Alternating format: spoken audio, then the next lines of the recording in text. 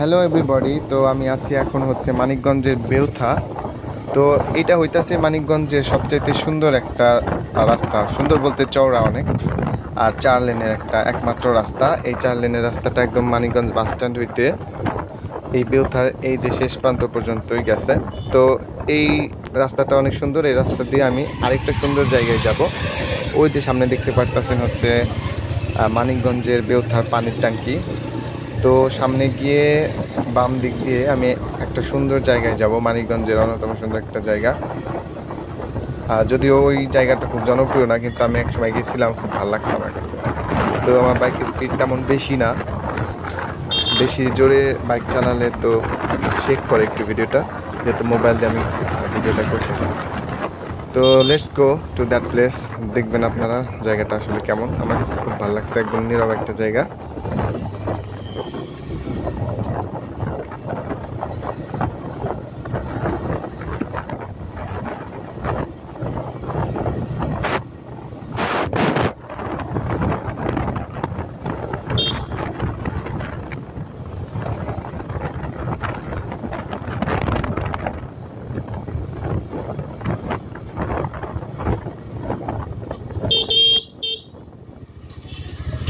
তো এই রাস্তা দিয়ে যাইতে যাইতে এই যে আমি একদম রিভার সাইডে চলে আসছি। এই সামনের প্রায় আধা কিলোমিটার রাস্তা একদম রিভার সাইড দিয়ে চলে গেছে। পাশে হচ্ছে কালীগঙ্গা রিভার। তো এই নদীটা অনেক জনপ্রিয়, অনেক আগে থেকে এই নদীর পাড়ে মানুষজন একদম ভিড় করে বিভিন্ন উৎসবে। তো আজকে হচ্ছে ঈদের পরের দিন ছিল, আর এটা যেহেতু দুপুরবেলা মানুষের আনাগোনা তেমন নেই, আমি জাস্ট জায়গাটা দেখানোর জন্য যাইতেছি।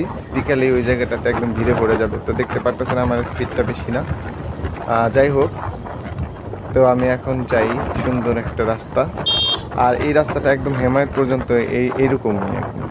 মানিকগঞ্জ টু হেমায়তপুরের যে রাস্তা সেটা খুবই বিজি একটা রাস্তা, খুব সুন্দর। তো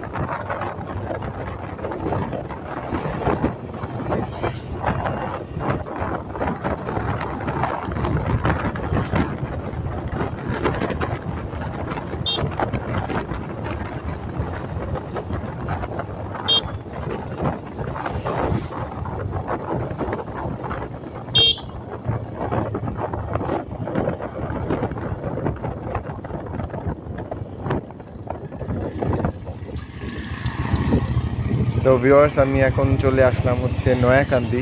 তো নয়াকান্দির এখানে অনেকগুলা শিক্ষা প্রতিষ্ঠান আছে মানিকগঞ্জের সাবেক মেয়র রমজানের নামে। তো এই পাশেই হচ্ছে দোয়াত আলী দাখিল মাদ্রাসা, ডান দিকের যেটা, সেটা অনেক প্রসিদ্ধ একটা মাদ্রাসা, অনেক পুরানো। আর সামনে দেখতে পাচ্ছেন ডানে আরেকটা রাস্তা চলে গেছে, ওই রাস্তাটা, ওইটাও অনেক সুন্দর একটা রাস্তা। কোথায় গেছে আমি জানি না, ওই রাস্তা একদিন আপনাদেরকে দেখাবো। আর আমি যাব হচ্ছে বামে, এই ব্রিজটার আগে বামে একটা রাস্তা আছে, পাশেই হচ্ছে আফরোজা রমজান বালিকা মাদ্রাসা। তো এই যে রাস্তাটা, এটা হইতেছে বেসিকলি এই রাস্তাটা গেছে একদম বকজুরি। আর বকজুরি এই রাস্তা দিয়ে একদম বেতিলা জমিদার বাড়ি যাওয়া যায়। এই রাস্তা থেকে প্রায় 1 কিলো হবে, 1 কিলো পরেই বেতিলা জমিদার বাড়ি। তো এখন ওই সামনের রাস্তাটা হচ্ছে আমি আপনাদেরকে দেখাবো কেমন। তো কি কারণে আমি হচ্ছে বেতিলা জমিদার বাড়ি যাই নাই সেটা আপনারা বুঝতে পারবেন। তবে সময় করে একদিন যাব, এই রাস্তা ধরেই যাব বেতিলা জমিদার বাড়িতে। আপনাদেরকে সেই ভিডিওটা আমি শেয়ার করে দেখাবো।